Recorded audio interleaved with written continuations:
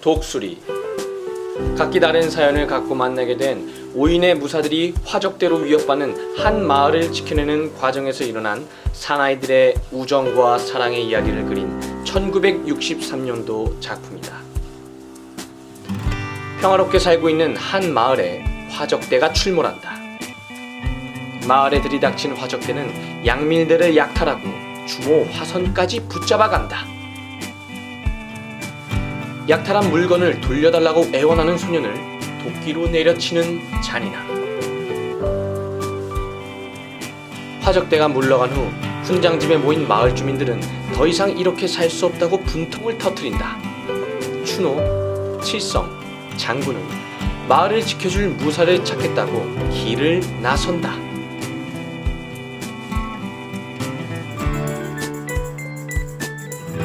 한편 화적대에게 붙잡혀간 화선은 상걸의 도움으로 도망친다. 화선은 집까지 데려다 줄 것을 상걸에게 부탁한다. 이를 거절하지 못한 상걸은 해가 지자 주막에서 하룻밤을 보내기로 한다. 화선이 주인집 마누라의 폐물을 훔친 도둑으로 몰려 한바탕 싸움이 일어난다. 화선을 위해 싸우는 상걸의 무예 솜씨는 보통이 아니다. 박상걸, 전직 병조 참지로 5인의 독수리의 대장이 된다. 한편 추노 일행은 마을을 구해줄 무사를 찾기 위해 집신이 해질 정도로 여기저기 돌아다닌다. 아무리 다녀도 마땅한 사람을 찾지 못하고 기진맥진하여 최후의 방법으로 관가를 찾아 자신들의 처지를 호소한다. 하지만 관가의 수령들은 이들의 호소를 세무를 안 내려는 핑계로 치부하고 오히려 경을 쳐서 내쫓는다.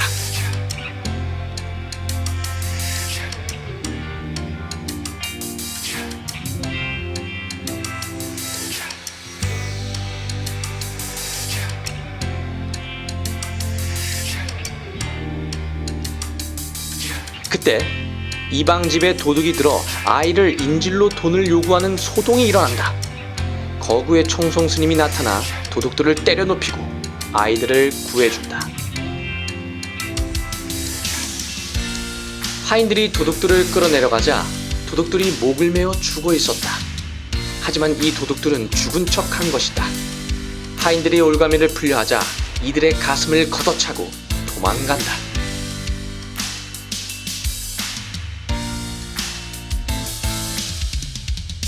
이 광경을 본 추노 일행은 청송에게 화적대로부터 마을을 지켜달라고 부탁한다. 이에 청송은 요기부터 해야겠다고 하며 닭다리를 뜯으며 자신이 도적을 막아주지는 못하지만 다른 검객을 같이 찾아주겠다고 한다.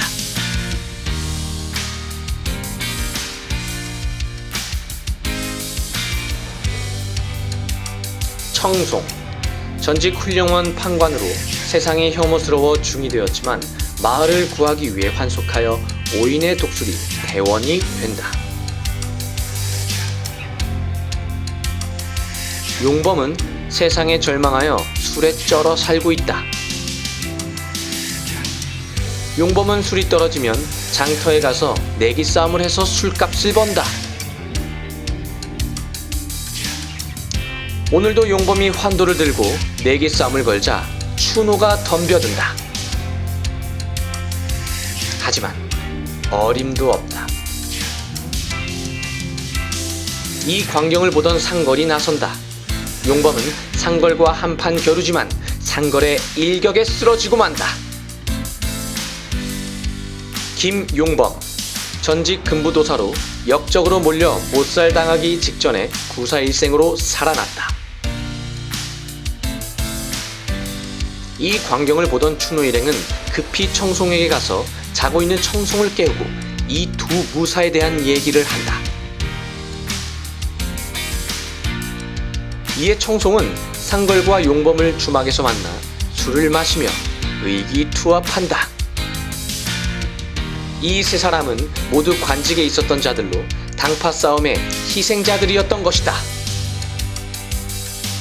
추노 일행은 이 세 무사에게 마을을 약탈하러 출몰하는 화적대를 물리쳐 줄 것을 간절히 부탁한다. 이 삼인은 추노 일행으로부터 화적대의 만행을 듣고 이들의 마을을 지키기 위해 길을 떠난다.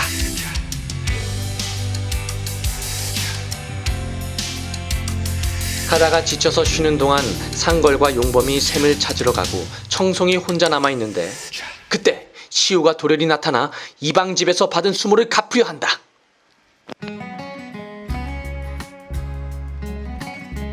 갑자기 공격을 받은 청송은 제대로 싸워보지도 못하고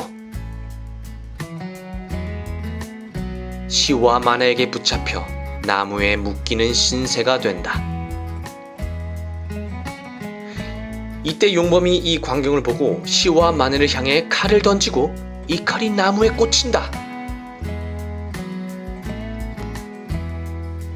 이들이 범상치 않음을 알게 된 시우와 마네는 변명을 하며 자신들도 함께 가게 해달라고 애원하지만 정중히 거절당한다.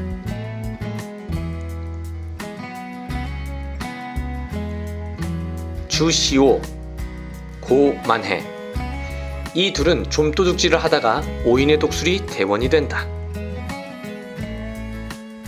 청송을 구한 상걸과 용범은 추노 일행과 마을을 구하러 내려간다. 어떻게든 따라가려는 시우와 마네는 지름길로 마을에 먼저 가서 화선의 주막집에 도달한다. 가서는 자신들이 마을을 구하러 왔다고 무사인 척하며 산의 진미로 대접을 받는다. 추노 일행과 함께 뒤늦게 내려온 3인방은 훈장댁으로 간다. 훈장댁 마당에 모여있던 농민들은 이 3인방을 공포에 찬 눈초리로 본다. 이는 화적대에 시달린 이들이 외간 남자에게 대해 보이는 반응이다.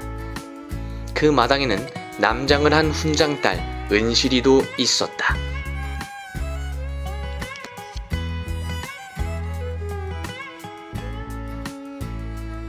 은실은 화적대와 싸우기 위해 검술도 배우고 나무도 하는 등 남자가 하는 일을 서슴없이 하는 용감한 여인이다. 은실은 자신만으로도 마을을 구할 수 있다는 자만심에 훈장이 데려온 사나이들에게 반감을 표한다.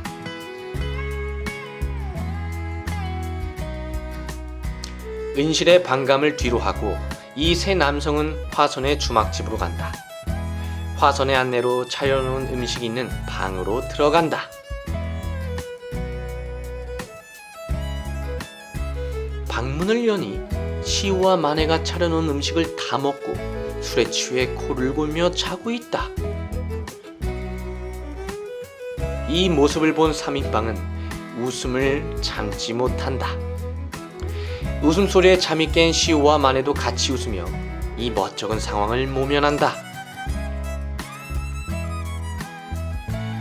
3인방은 시우와 마네를 받아들이고 5인이 힘을 합쳐 도적대를 토벌하기로 한다. 5인의 독수리가 탄생한 것이다.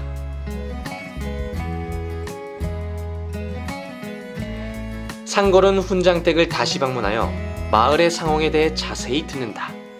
훈장댁에서 다시 본 은실은 선머슴 같았던 첫 번째 만남에서와는 달리 아름다운 여성스러운 자태로 앉아있다.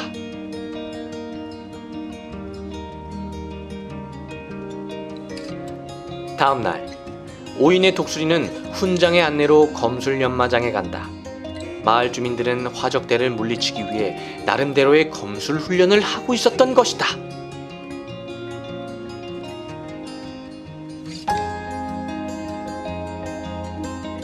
훈련 상태를 점검한 상걸은 본격적으로 강도 깊은 훈련에 나선다. 이런 상황이 못마땅한 은신은 상걸에게 싸움을 걸지만 손목이 꺾이며 상걸에게 패하고 만다. 그러던 와중에 화적대는 또다시 마을을 덮친다. 하지만 5인의 독수리의 활약으로 화적대는 물러간다.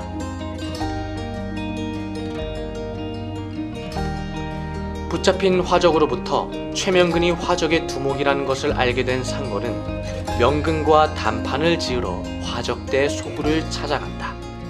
과거 금부도사였던 최명근은 상걸과 막역한 사이였다.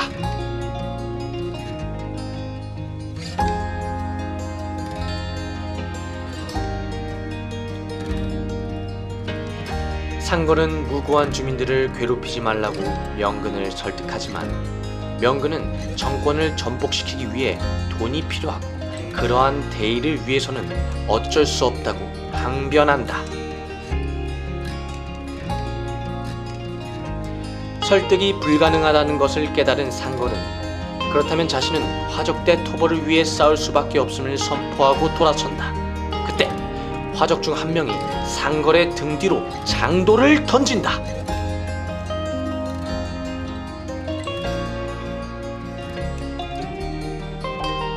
상걸은 어깨에 꽂힌 장도를 서서히 빼며 자신을 바라보고 있는 명근에게 비굴한 놈이라는 말을 남기고 떠난다.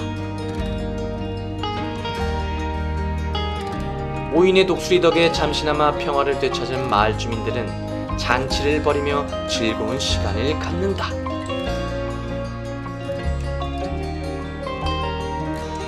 은실은 여전히 상걸에게 톡톡 쏴붙이지만 상걸은 그런 은실에게 점차 마음을 빼앗겨간다. 상걸은 훈장을 찾아가 화적대가 쳐들어오기만을 기다릴 수 없다며 먼저 화적대를 치러 떠나겠다고 한다.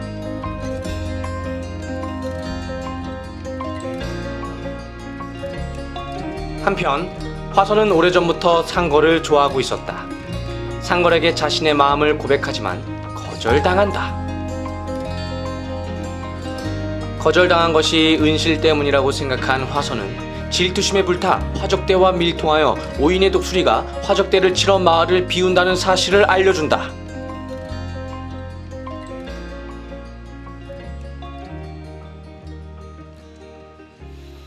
화선은 쳐들어온 화적대를 훈장댁으로 몰고 간다. 명근을 필두로 한 화적대는 훈장과 은실을 묶어놓고 주민들에게 양식을 가져오라고 협박한다.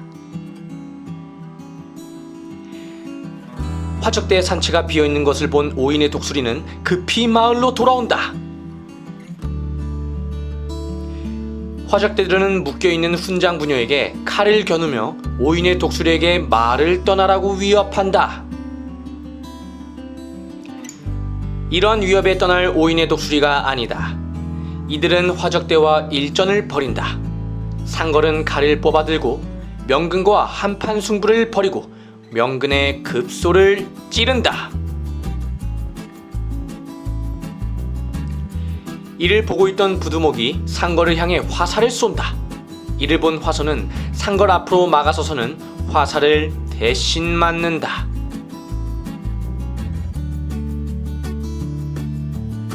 화살을 맞은 화선은 자신의 한 짓에 대한 용서를 구하며 상걸의 품 안에서 숨을 거둔다.